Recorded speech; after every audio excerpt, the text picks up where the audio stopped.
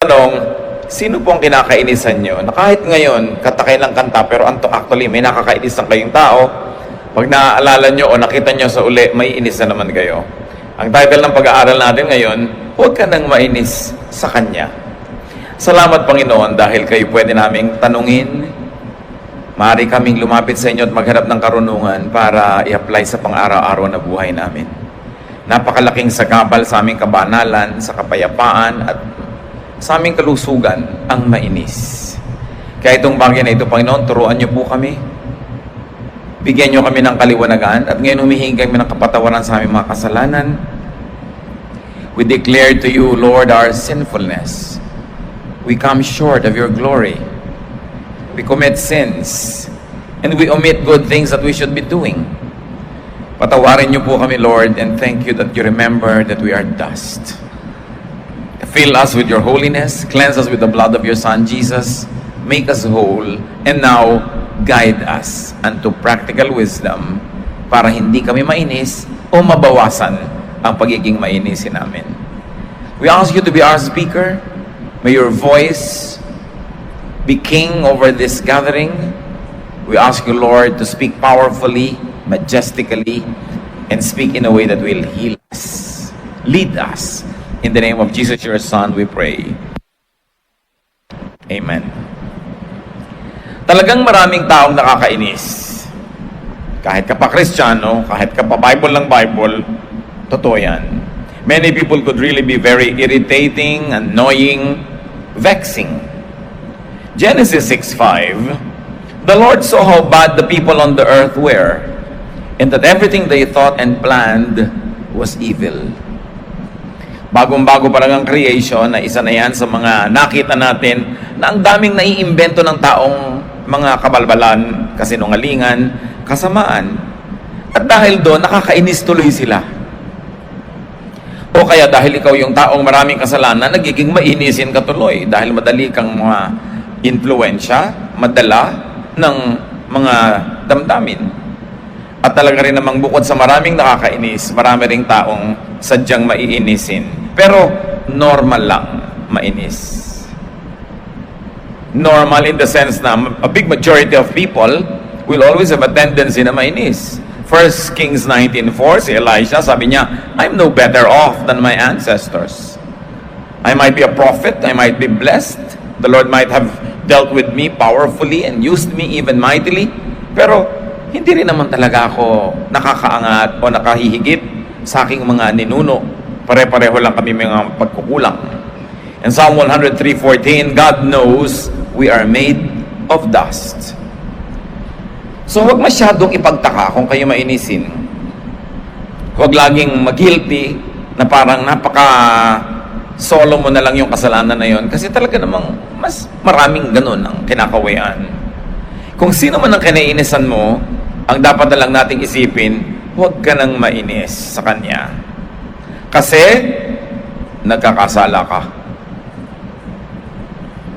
So, huwag ka na lang mainis. Dahil ikaw yung talo, ikaw yung malulugi, ikaw yung magbabayad. You sin in the process. Kasi pag naiinis tayo, may nagagawa tayong hindi maganda, may nasasabi o naiisip man lang tayong hindi maganda. At kung minsan may ginagawa pa tayo laban doon sa taong kinakainisan natin, therefore, how can you be sinless when you will always allow yourself na mainis? Huwag ka na lang mainis kasi apektado ka. Apektado ang iyong presyon ng dugo, apektado ang ekspresyon ng iyong muka, ang gana mong kumain, apektado ang iyong trabaho, ang iyong kilos, at syempre, ikaw naman ang mawawalan. You only get affected. Matthew 5:22, but I promise you that if you're angry with someone, you will have to stand trial. If you call someone a fool, you will be taken to court. And if you say that someone is worthless, you will be in danger of the fires of hell. Ang Panginoong Hesus mismo ang may sabi, kung nagagalit ka, at syempre kakambal naman ang inis yung galit, meron ba namang naiinis na hindi nagagalit? It takes a great skill na mainis tapos hindi magalit. Usually, magkadikit yan. Ikaw na ngayon na nagkakasala, ikaw na ngayon yung nagkakaroon ng atraso sa langit, ikaw na ngayon ang malulugi. Kaya huwag ka na mainis kasi talo ka. Ang mainis, talo. You only lose physically. Why? Your health is affected. You only lose mentally because instead of focusing on fruitful thoughts, you begin to dwell on sometimes even destructive thoughts. Not only negative, but it could also be destructive. You lose emotionally. Ikaw itong magagalit, ikaw itong malulungkot, ikaw itong makakagawa ng mga mali, na may magagalit pang iba sa'yo, magdaramdam pa sa'yo, talong-talo ka. And above all, you lose spiritually. Ang ating mga espiritu ay naapektuhan, narurumihan, nadadamage, pag tayo nainis. So, paano ba hindi mainis? Pwede ba yun? How not to be vexed? First of all, remember that people are imperfect. Romans 10:103-14, God knows that we are made of dust. I am made of dust, you are made of dust, and when you think of others as also made of dust, meron tayong pagkukunan ng pangunawa, ng pagpapasensya, ng pagpapatawad. Imperfect ang mga tao. So, ang mangyayari niyan, hindi nila laging magagawa yung inaasahan natin gagawin nila. Hindi sila na magiging kasimbuti ng ating inaakala o kaya ay hinahanap kasi imperfect sila. Paano pa hindi mainis? Remember that you would be measured as you measured others. Matthew 7:1-2, don't condemn others. And God won't condemn you. God will be as hard on you as you are on others. He will treat you exactly as you treat them. So sabi, huwag ka na lang na manghusga o magkondena ng mga tao kasi kung paano mo sila sinusukat, ganun ka susukatin ng Diyos. Kung madali ka mainis sa tao, maiinis din sa iyo ang Diyos. Kung hindi ka makapagpasensya, hindi ka rin pagpapasensyahan. Hindi ka magpatawad, hindi ka rin patatawarin. Naiirita ka lagi sa mga tao pag nagkakamali sila sa standard mo. So pag nagkakamali ka rin sa standard ng Diyos, maiirita rin siya sa iyo. Because the measure you give is the measure you get. So sinisikap natin hindi mainis para hindi tayo talo physically, emotionally, socially, and spiritually. Remember not to judge. Ba't ka naiinis? Naiinis ka kasi nanghuhusga ka. You get irritated because you judge people. Iniisip mong blank siya. Kaya ka nainis. Ano yun? Meron diyang pakalat-kalat, inis na inis ka. Iniisip mong blank siya, na nananadya siya. Iniisip mo lang yun. Merong nagawa siya na ikinainis mo, iniisip mong malicious siya. Iniisip mong naghahamon siya, hindi naman pala, hindi siya aware na nandun ka. Iniisip mo, naghahamon yata ito. Kapadalas naiinis tayo because we judge people. Ina-assign natin sa kanila ang ginagawa, yung iniisip natin na gusto nilang gawin. Kaya dapat natandaan natin yung blank na yan, no? Naiinis ka kasi iniisip mong blank siya. Hindi naalala ng asawa mo ang iyong birthday, iniisip mong hindi siya mapagmahal, na blank siya, unloving siya. Iniisip mong sinadya ka niya na gumaganti siya. Lagi tayong may iniisip, kaya tayo nainis.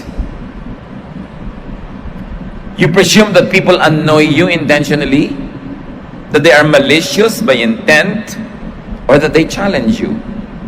Madalas na-challenge tayo eh. May sinabi yung isa, gustong-gusto lang naman pala niya mag-display ng alam niya, pero iniisip agad, sina-challenge ka, tinatakpan yung sinabi mo, dinadaig ka, kinakalaban ka, yung pala gusto lang naman niyang medyo magpasikat ng konti.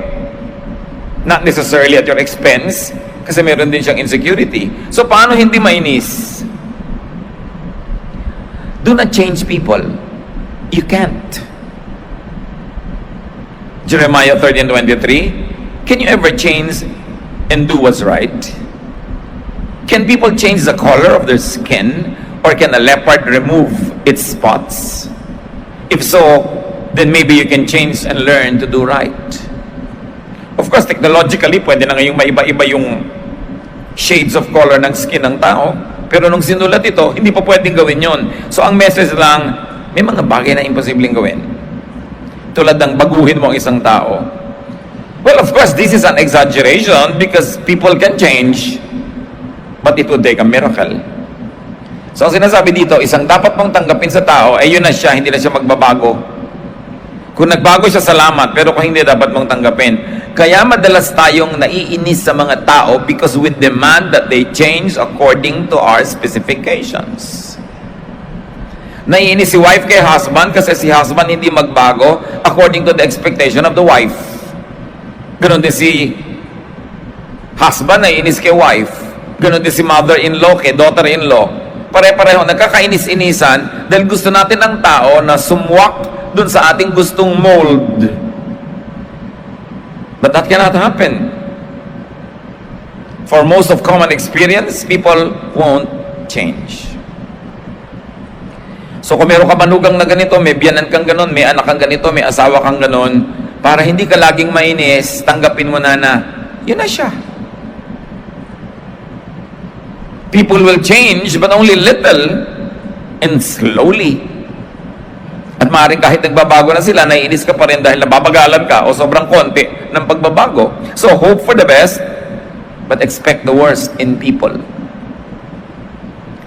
When you hope for the best, you're positive, you're supportive, you're cheerful. But when you also expect the worst, you're ready. Pag nabigo ka, nainis ka, may paglalagyan ka na. Alam nyo, mahalaga sa buhay, may paglagyan lang. Pag sinabi mong, well, 80% of people will probably like me, 10 will hate me, 10 will love me very intensely. So pag may nag-hate sa'yo, isa na yun sa 10%. May pinaglagyan ka na, tatahimik ang loob mo. Dapat may paglagyan. At dapat mong paglagyan na ang mga tao will disappoint you. Sinasadya man nila o hindi, na ang mga tao will be selfish. We are wired to be selfish so that we will preserve our lives. So pag ang tao nagiging selfish, well, naturally, nature wired people to be selfish so that they will survive. They will take care of their life. At pagka nagkagip yan, they will take care of their life more than your life. Sinadya ng kalikasan na ipoprotect mo ang sarili mo para ma-preserve mo ang sarili mo at yung species where you belong. Pagka may pinaglagyan tayo nun, nababawasan ang inis. Pag sinabi mo na, asawa ko talaga, alam mo, lahi ng mga tamad yan eh. Tamad yung tatay niya, tamad yung nanay niya. So pag tatamad-tamad, there goes the genes, umandar, may pinaglagyan ka. May mga lahi naman talaga, mga lahi ng tamada. May mga lahi na OC, may mga lahi na mga salawula, may mga lahing malilinis. So, kung hindi mo matatanggap yun, huwag mo pakasalan. Sabi mo, girlfriend, boyfriend, punta naman tayo sa bahay nyo, magstay tayo doon maghapon. Tingnan mo kung magugusto mo yung kostumbre. Kasi kadalasan, kung ano yung pamilya niya, magiging ganon din siya. Although may mga shining examples na nagiging ibang-iba, pero exemption yun. Kung gusto mong malaman kung ano magiging itsura ng girlfriend mo pag matanda na siya, tingnan mo yung nanay ngayon. Saan pa siya kukuha ng mukha? Diba? Nasa lahi lang yan, lahi-lahi. So pag sabi mong, there goes the lahi, there goes the dugo, there goes the genes, papayapa ka na, hindi mo na nilalabanan yung agos. To avoid getting angry at people, accept that they are imperfect. Inspire them, help them, pray for them to be better. But accept that they are imperfect. That they have a fallen nature. Na talagang tayo ipinanganak sa pagkakasala. That they probably won't change for the better. Kaya nga ang pagpapakasal, pagtanggap tinatanggap mo ang tao, hindi for what the person can become, but for what the person already is. Kaya nga sinasabi, for better or for worse. Maging better man yan, maging worse man, tanggap mo na. To avoid getting angry at people, accept them. Sa mga may asawa sa inyo, gusto ko itanong, sa puntong ito ng inyong pagiging may asawa, natanggap nyo na ba ang asawa nyo? O itinatanggi-tanggi pa ninyo na ayaw ko sa kanya, ayaw ko ng ugali nito, ayaw ko ng ganon, ayaw ko ng ganon. Habang buhay na lang kayong merong tunggali, natanggap nyo na ba? Lalong-lalo naman yung mga magulang, natanggap nyo na ba mga anak nyo na ganyan talaga? Yan ang anak nyo. Kung kayong magulang, ang kauna-unahang hindi tatanggap sa anak nyo, sino pang inaasahan yung tatanggap dyan? Natanggap nyo na ba ang inyong mga sarili? Na yes, Meron akong katangian, pero meron akong kapintasan. I'll do my best with God's help. But knowing that the leopard cannot change its spots, I will still accept myself though I fail by my own standards. Kasi baka gumagawa ka ng stand na pang iba, standard, hindi pang sa'yo. This is probably Jesus' secret. Why He loved everybody. Because He accepted everybody. O ganito ka, sige, acceptin kita. Nakakainit naman talaga ng ulo yung mga disciples niya. Hindi ba kakasabi lang, nalimutan na naman, mali-mali ang mga application. Sabi natin, ay, nako, how long will I be with this generation? Pero love pa rin siya ng love. Do not wait for people to change. You'll wait in vain. Or, you'll wait a long time kung magbabago man siya. Dapat pag ang tao nagbago according to what you like, bonus na lang. Pero hindi man magbago, yun na yung price nyo, tanggapin nyo na. So don't hold your breath waiting for people to change. Continue living. Enjoy as much as you can. And just take people as you find them. Now, because they won't change, do something more doable. You change. Hindi mo nun pwedeng kontrolin yung iba, pero ikaw, mas may kontrol sa sarili mo. You change your interpretation of what they do. Halimbawa, ting umaga, may kapitbahay kayong kanta ng kanta, nagigising ka. Nananadya talaga to. Talagang ignorant itong kapitbahay ko. Talagang tagabundok ang ugali nito. Mainis ka na. Pero pag sinabi mong, ang dami siguro niyang problema, sa pagkanta na lang nakakahinga-hinga, baka mamaya padalan mo pa ng ulam. Kung hindi sila nagbabago, ikaw magbago ng pananaw. Change your point of view. Pag masyado tayong defensive, nagiging mainisin tayo eh. Pero pag mas loving ka, hindi ka insecure, hindi mo iniisip na lagi kang sinasadya, kinakawawa, iniisip mo, siguro siya ang kawawa. Siguro may kailangan siya. Bakit yung magsasalita na lang ako, kinakat ako nitong tao na to? Well, siguro kailangan niya maging star. Baka hindi siya naging star ever. So sige, ikaw na yung star. Pwede mong pagbigyan. Bakit yung may maganda akong damit, naiinis tong kumari ko? So siguro na iinggit siya sa'yo. So sabihin mong, well, papangitan ko na lang konti para huwag siya ma-insecure. Total, hindi naman ako mag-iiba kung mag-a-adjust ako ng konti. Pero kasi naiinggit siya sa akin, lalo ko siyang iinggitin. Ano mangyayari sa buhay niyo? Change the way you think. Then you could be in control. At least yung pag-iisip nyo, kapatid, kaya nyo kontrolin. Yung pag-iisip ng kapwa nyo, hindi nyo kayang kontrolin. So do what is doable and do not do the impossible. You could avoid getting annoyed and vexed and stressed, inis and angry just by changing the way you think. Pag meron ang ingay-ingay, nagising ka, iniisip mo talagang walang modo to. Pero pwede mo rin isipin, kawawa naman siya, lumaki yata, walang turo na magulang. Buti pa ako, alam ko yung tama. Siya hindi niya alam. So, anong gagawin ko? E di, pagpapasensyahan ko siya kasi ako yung mas maraming alam eh. Romans 12:2, don't be like the people of this world, but let God change the way you think. Then you will know how to do everything that is good and pleasing to Him. So, it's all about the way you think. What is the way and how is the way you think about your mother, your father? Pag utos ng utos sa iyong nanay mo, inisip mo, pala utos lang na ito, nakakainis. Or, baka hindi naman niya ako talaga gustong utusan, pero utos siya ng utos para huwag akong lumayo kasi gusto niya akong kasama. Alam niyo ba na maraming magulang utos ng utos, pero gusto lang kasi nandun ka. Kasi pag umalis ka, baka kanya hanap-hanapin, so lagi kang inuutusan. O na meron talaga mga nanay, din pala utos talaga. Pero marami ka naman pwedeng isipin, ba't hindi mo nalang isipin yung hindi nakakainis? Bakit ang isipin mo yung nakakainis, mainis ka tuloy? You can create your own reality. In fact, kahit nakakainis talaga yung tao, pag inisip mong hindi siya nakakainis, hindi ka nainis. Kahit ano bang mahalaga? Kung ano siya o kung ano yung nararamdaman mo? So kung hindi mo siya kayang baguhin, ang baguhin mo yung nararamdaman mo. Saan ang gagaling ngayon nararamdaman? Sa iyong iniisip. So palitan, sabi ng Bible, ang pag-iisip. Maraming lagi nagsusumbong, naiinis sa office mate. Ano ba kasing iniisip mo sa office mate mo? Palitan mo yung pag-iisip mo. Sabi ko, meron akong office mate, lagi na lang kung magbiro, ang pangit-pangit. So, anong pwede mong isipin? Talagang eto na naman ito, sasaktan na naman niya ako. O, kailangan niya ng audience. Kaya lang, very limited yung performance niya. Wala na siyang ibang alam, yun na lang. So, pwede ka pa ngayon maging charitable. Meron naman nakakainis, utang ng utang.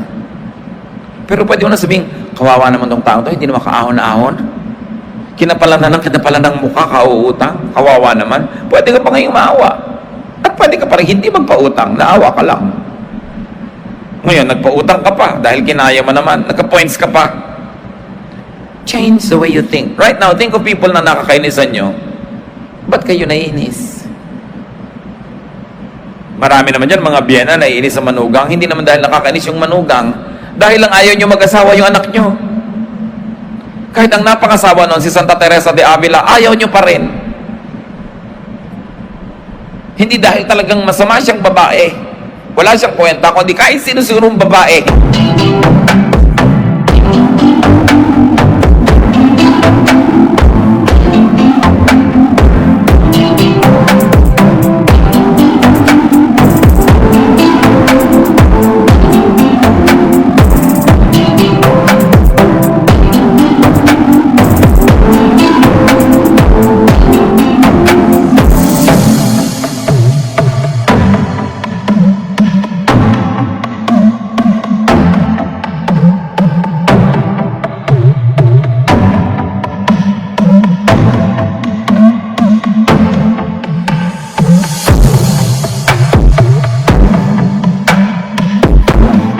Hindi nyo aproban. So, paano kayo mag-isip? Hindi ba kayo dapat mag-isip na, salamat, matanda na ako, malapit na ako sigurong sumakabilang buhay, at least may kasama yung anak ko sa buhay niya. Hindi yung sisiraan mo na sisiraan yung manugang mo, paghihiwalayan mo sila at bigla ka mamamatay. Sino ngayon ang kasama ng anak mo? Mabuti sana kung mabubuhay ka forever. Kaya sinisip mo, bakit ba ako ganito mag-isip? Ba't ako naiinis? Nakakainis ba siya? Oh, masama lang ang takbo ng utak ko. It's all the way you think. And as we have said, kahit patotong nakakainis siya, kung magpapasya kayong hindi kayo maiinis, hindi pa rin kayo mainis. Ibahin mo ang iniisip mo tungkol sa kanya, sino man siya sa iyong buhay. Change your perception. Isipin mong blank lang naman siya. At ito yung key para hindi mainis. Isipin mong blank lang naman siya. Ano yon? Iniinis ka, ang chismosa niya, tanong ng tanong, nakakairita, isipin mong, mausisa lang talaga siya. Ganyan lang talaga yan, walang magawa. No? Ngayon, lagi kanyang nagagawa ng hindi tama, isipin mong, nagkakamali lang naman siya. Hindi naman niya sinasadya, talaga lang kulang, no? Limitado lang naman talaga siya. Yung parang nasasakal ka na sa kanya, napaka-aggressive, isipin mo, kandara pa lang naman siya. Gusto lang niyang pumapel. No? Marami pa yan, isip mo lang naman, nagsisikap lang naman siya na magpasikap. Bakit kaya ganito to? Kino-contest na lang lahat ng ginagawa ko sa office, lagi nagpapasikat, isipin mo, may mithiin lang siya, gusto niya maging manager. At sa totoo, hindi naman masamang mithiin niya yun. O kaya bakit kaya siya laging nananakit? Pwede mo isipin, nagtatanggol lang naman siya sa sarili. Kasi nadala na siyang laging masaktan, nanguuna na lang siya ngayon, siya na yung nananakit. Kaya kung minsan may tao, ang pangit-pangit ng ugali, ang sama-sama magsalita, pwede mo sabihin, who broke your heart and made you write that song? Diba? Sinong bumigo sa'yo? Sinong gumiba sa'yo at giba-giba ka? Bakit ka ganyan? Bakit ka gumaganti sa buong mundo? Anong ginawa sa'yo ng mundo? So you can be more understanding. Pwede mo sabihin, ganyan lang naman kasi isip bata pa lang. Hindi pa nagmamature. So in other words, pag sinabi mong, isipin mong blank lang naman siya, baka mo maunawa. At least mapagpasensyahan. Pwede pa, baka mamahal mo pa eh. Kasi ang totoo, ganun lang naman talaga ang mga tao. Bihirang-bihira yung mga tao, nagigising sa umaga, nakalagay agad sa plano, kanino kayang buhay ang wasakin ko ngayon? Di ba? Paano ko kaya iinisin ang biyanan ko ngayon? Di ba? Hanggang manigas siya. Wala namang ganun eh. Pero sa araw-araw na paggagalawan natin, pagsasama-sama, natural nagkakabangga-banggaan. Kasi para tayo mga bola sa bilyaran. May isang puti galing sa langit o galing sa impyerno o galing kung saang bola, tumama kung kanino, nabunggo siya, nabunggo ka rin, nagkabunggo-bungguan na kayong lahat. Pero kung tutuusin, hindi naman kayo nagpasimuno, yun lang puting bola. Merong nakasagasa, meron ba namang balak niyang sagasaan niya ang bata? Kaya minsan may nakasagasa, gugulpihin pa ngayon ng mga tao doon, hindi tuloy nadala yung bata sa ospital. Gumising kaya siyang hahanap ako lang sasagasaan ngayon. Nagkakaganon-ganon kasi ang buhay eh, no? Although, mag-iingat din kayo talaga, mandurukot. Saan kaya ako mandudukot ngayon? Plano na talaga yon, no? Meron talaga, pero hindi lahat ganun. At iisipin mo rin kung talagang i-stretch mo yung pangunawa mo, bakit kaya siya nandudukot? Ano nangyari sa buhay niya at wala siya naging ibang trabaho kundi yun? Ano mga kabiguan ang humantong sa buhay niya na naging ganito siya, distorted, warped, twisted? Maaawa ka pa. Kaya si Jesus maawain eh, kahit sa nakakainis. Kasi malalim ang pinagkukunan niya ng pangunawa doon sa tao.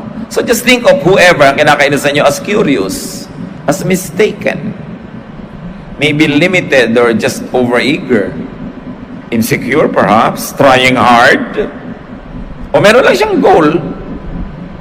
Kaya ka natatapakan, may gusto siyang abutin. Eh pakalat-kalat ka kasi. Kung hindi ka nakakalat yan, hindi ka niya matatapakan. Defensive lang siguro siya or immature. Then you will find space in your heart to accommodate people, to understand them, to avoid getting angry at them. So, dali na.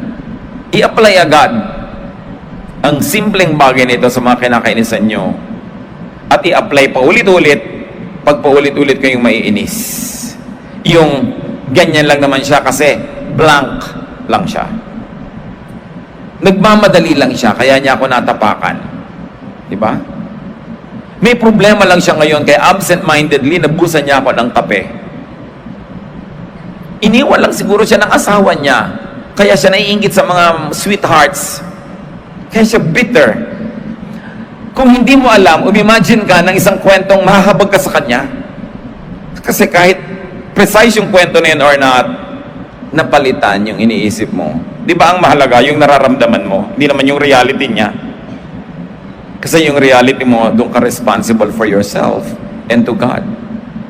So take good care of your health, your body, your emotion, your spirit.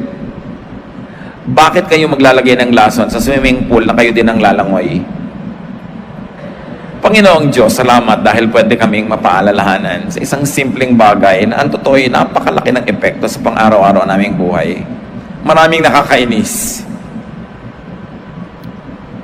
Pero pwede kaming pumili para huwag sobrang mainis o huwag na lang mainis kahit paano pa.